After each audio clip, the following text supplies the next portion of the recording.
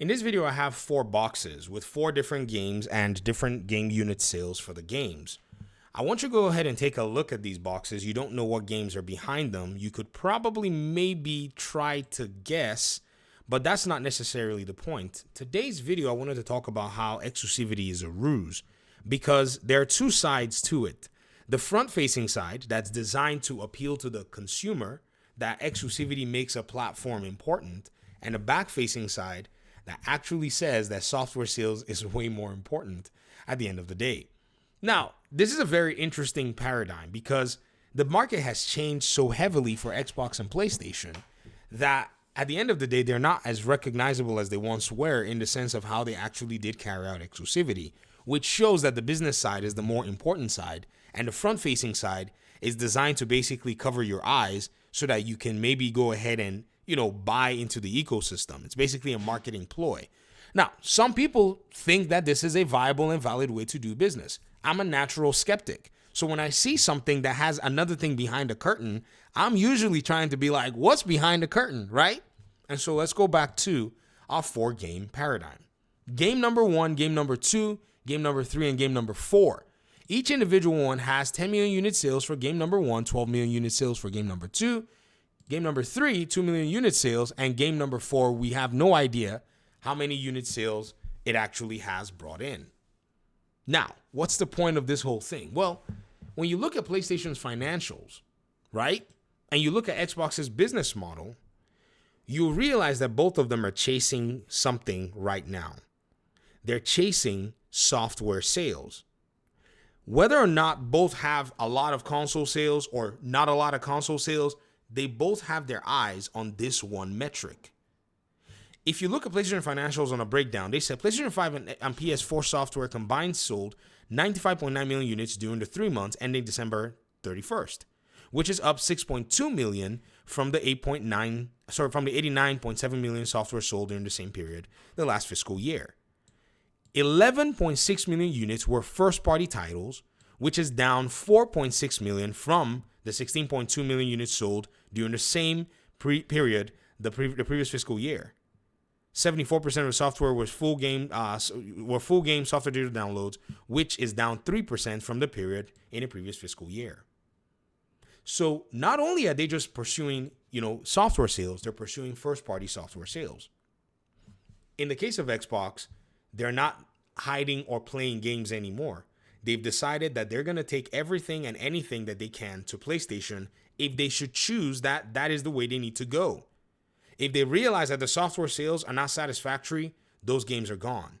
In the case of PlayStation, it's playing, some games are more valuable than the others, so we're only going to take them cross-platform whenever we kind of choose to, like in the case of game number 1. Are you ready? Marvel Spider-Man 2, it's not going to be day 1 on PC because we want you to believe that it's more valuable, while in here, we're taking a bludgeoning in console sales, in unit sales of that first party. But game number 4 is not seemingly as valuable, so we can put it on PC day 1. When in reality, ladies and gentlemen, on the business side, on the books, it doesn't matter whether it's day 1 or not. They need to make the console, they need to make the software sales from the first party side in order for them to keep their business growing, else it'd be down. Astrobot, by the way, came out in this same, period and didn't do much for this. Guarantee you, if it was on Nintendo and it was on PC, day 1, I don't think they'd be hemorrhaging this much in terms of this particular shift. Do you see what I mean? Now, take into account this aspect of first-party games. A lot of people will tell you that Lego Horizon Adventures is not a first-party game, as well as the game number 3, MLB The Show. That's a lie. Why? Because on the books, what would you categorize Lego Horizon Adventures and MLB The Show as? Third-party games. This is how I basically have decided that I've been looking for a way to actually, entrap a lot of the PlayStation fanboys who continue to give some kind of a concession to these 2 games for having been, published on different consoles. You do know that they will be categorized as first party games, right? In fact, I have the wrong MLB The Show version for you. The MLB The Show version, if any copy of this game had sold in Q4, and I'm talking about MLB The Show 2021 or even MLB The Show 2024, right? If a single copy of MLB The Show 2024 had surfaced its head on that sales book, you bet it was considered a first-party game. This is to show you that for the most part, gamers, we somehow think that gaming is not subject to the same laws of business. That because of some made-up exception or exemption, we can pretty much, choose and pick what reality should be, but that's not how it works on the back end. You feel me? Because at the end of the day, even Xbox themselves will still categorize those copies of Forza sold. They'll still categorize those copies of, Pentiment, or those copies of Obsidian's Outer Worlds 2, or those copies of, It Takes Doom Dark Ages, or those, copies of Indiana Jones that's going to be selling on PlayStation. They're gonna consider them all as first-party game sales. So, this talk about exclusivity, at the end of the day, that PlayStation is only bringing certain games because they're forcing them to bring them, is a whole load of cow manure. Because at the end of the day, they're basically doing this to achieve software sales. So you have to believe that this game is special than this game, even though this game brought in more in terms of unit sales than this game. And game number 2, behind the curtain, is Helldivers 2. So the benefit for PlayStation is that their games going multi-plat is definitely the right move for them. And we're all seeing it in real time. But somewhere, somehow, in the talking head media, they want you to believe somewhere, they want to continue to perpetuate the, little mirage, the ruse, the perception, the optics, that an exclusive game is somehow, better. But that's because they need you to believe that so that you can buy their console. But in reality, it's not important on in the case of the books, because even though they sold 11 million units of their own games, compared to the difference of 60-something million, they would prefer, ladies and gentlemen, that the units of software sold were reversed. Do you understand what I mean? These 11 million units that they sold for their own console versus 89 million for third-party units, I guarantee you that they would like to sell 89 million units versus 11 million units. And I'll tell you the reason why. We'll run the math. Here are the numbers. 11 million units at $60. Let's not say there are any sales involved. Let's just give the full 60 for just the sake of the example. 11 million units bring in $660 million, and that's full revenue for PlayStation. 89 million units at the rate of 30% is 1.6 billion in terms of revenue for PlayStation.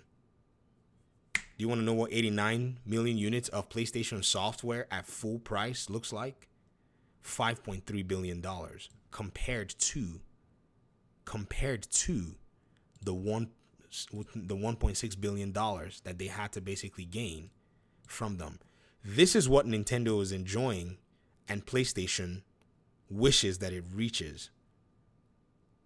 It's not able to sell that much, software on its own platform.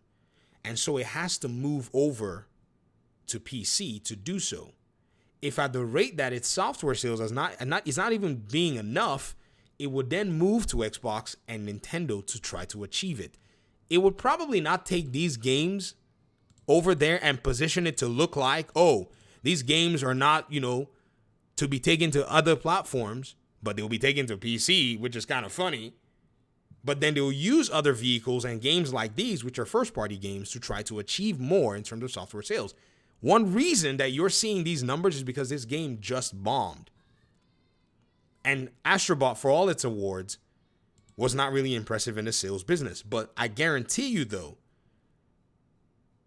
that before you know what's going on, every game is going to start looking like game number 6 or game number 2 or whatever you want to call it. Think about a game like Lost Soul Aside, right? PlayStation published game, PlayStation developed game, Well, pretty much another developer, but they pretty much just infused them into the PlayStation ecosystem. And that's coming to PC day one.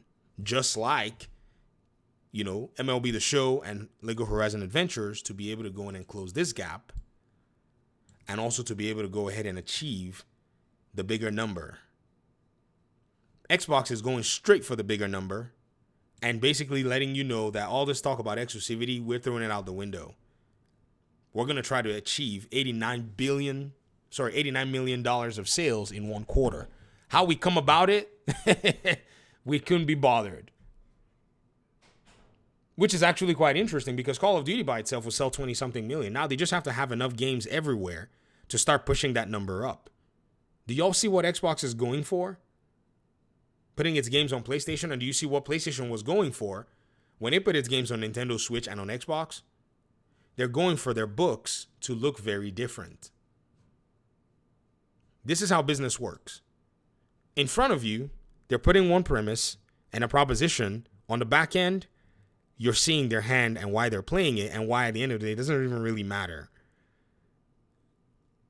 It doesn't really matter. Thanks for watching the video.